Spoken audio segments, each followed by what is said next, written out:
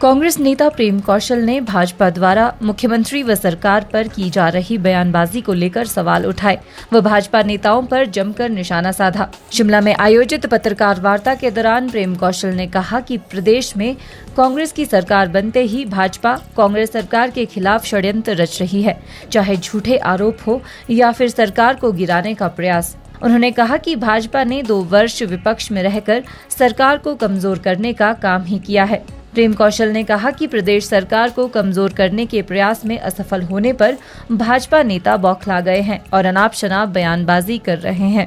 जब से हिमाचल प्रदेश में कांग्रेस पार्टी की सरकार बनी, आदरणीय सुखविंदर सिंह सुक्खू जी मुख्यमंत्री बने, मंत्रिमंडल का गठन हुआ, तभी से किसी न किसी तरीके का षड्यंत्र इस सरकार के खिलाफ भारतीय जनता पार्टी अंजाम देती रही है। चाहे झूठे आरोप लगाने की बात हो, चाहे बीच में सरकार को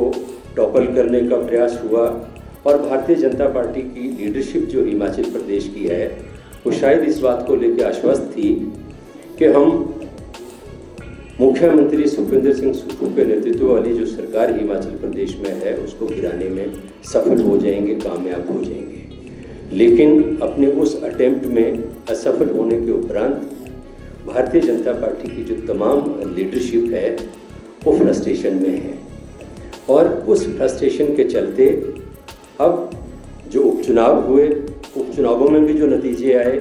वो भी भारतीय जनता पार्टी की आशाओं के विपरीत थे, और हिमाचल प्रदेश के लोगों में एक बार पुनः कांग्रेस पार्टी की सरकार की कार्यप्रणाली के ऊपर, मुख्यमंत्री की कार्यप्रणाली के ऊपर, कांग्रेस की नीतियों के ऊपर, कांग्रेस पार्टी की विचारधारा के ऊपर अपना विश्वास व्यक्त किया है, और भाजपा के उन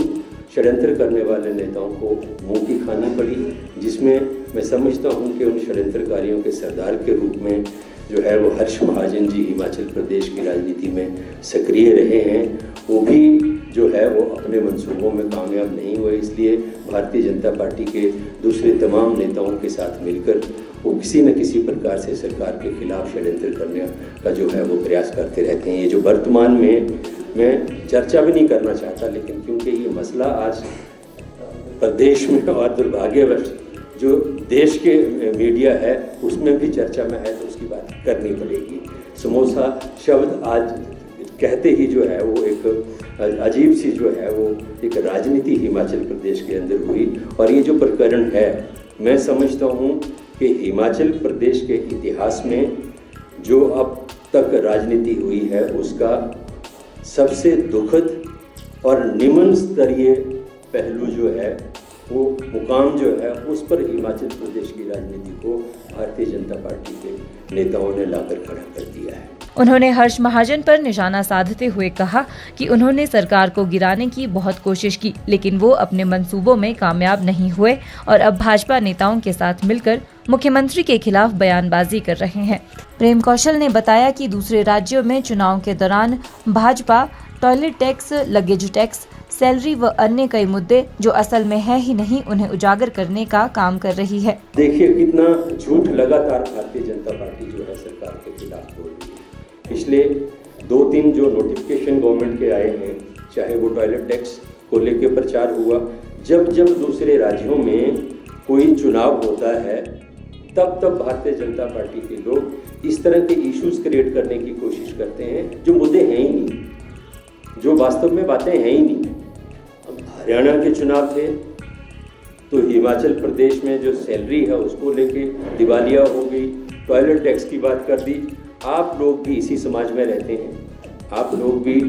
हमारी और आप तमाम जो सामाजिक प्राणी हैं उन्हीं की तरह सामाजिक प्राणी हैं। मैं आपसे ही जानना चाहता हूँ कि आप में से कोई है जिसने टॉयलेट टैक्स दिया?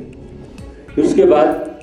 HRTC में लगेज टैक्स को लेके जो है भारतीय जनता पार्टी ने दुनिया भर का दुष्प्रचार किया। हम और आप सभी बसेस में ट्रैवल करते हैं, कहा जी अब तो कोई महिला अपना पर्स लेके भी अगर बस में चढ़ेगी तो उसको भी टैक्स देना पड़ेगा, उसके ऊपर भी किराया लगेगा। ये दुष्प्रचार दुनिया भर का भारतीय जनता पार्टी के नेताओं ने किया। क्या है कोई ऐसा एविडेंस जो ये साबित करता हो कि हिमाचल प्रदेश की HRTC की जो बसें हैं उन बसों में जो सवारियां अपने साथ सामान लेके जाती हैं, लगेज लेके जाती हैं, उसका कोई किराया लिया जा रहा है, उसका कोई टिकट काटा जा रहा है। और अब समोसे की बात आ गई। अरे भाइयों, आप वो लोग हैं जिन लोगों ने एक इवेंट के नाम के ऊपर धर्मशाला में 32 करोड़ के तंबू लगाए और 6 करोड़ रुपए के फुलके आप लोग खा गए। आप समोसों की बात कर रहे हैं। आप वो लोग हैं जिन्होंने लगातार सरकार जाने के बाद हिमाचल के हितों के खिलाफ काम किया है।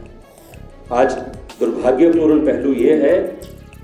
कि देश के प्रधानमंत्री, जो प्रधानमंत्री के तौर पर मैं समझता हूं कि पूरे देश के अभिभावक हैं, पूरे देश के संरक्षक हैं, आज वो झूठ बोल रहे हैं हिमाचल प्रदेश को लेके।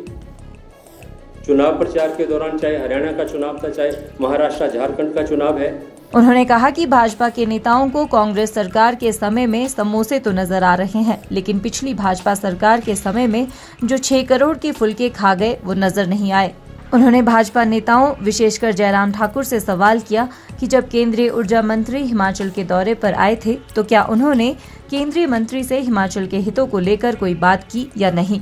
मैं जयराम ठाकुर जी से और भारतीय जनता पार्टी के नेताओं से एक सवाल करना चाहता हूँ। आलोचना तो आप रोज करते हो,